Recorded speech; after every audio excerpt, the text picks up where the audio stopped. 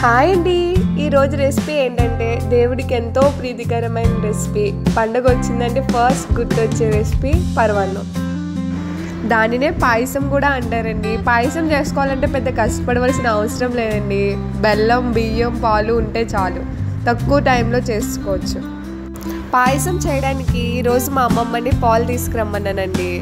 ఎందుకు ఈరోజు స్పెషల్ ఏంటి అని అడుగుతుంది. అయినా నాకు తెలియక అడుగుతున్నానండి. స్పెషల్ అయితేనే చేస్తామా పరమాన్నం? మనం రోజుకి ఒక ఐటెం తింటున్నాం, అలా తింటున్నామంటే ఆ భగవంతుని వల్లే కదండి.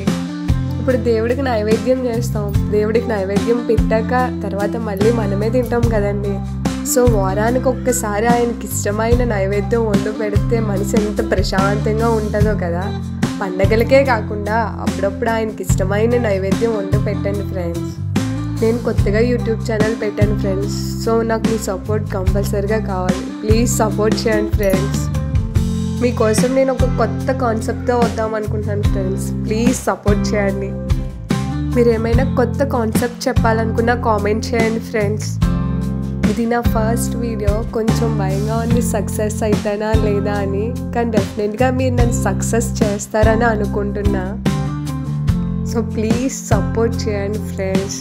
అలాగే లైక్ చేసి సబ్స్క్రైబ్ చేసుకోండి ఫ్రెండ్స్. ఆ వీడియో కనుక మీకు నచ్చితే షేర్ చేయండి. రేపు ఇంకొక వీడియోతో మీ ముందుకు వస్తాను. నేను మీ శ్రావణి.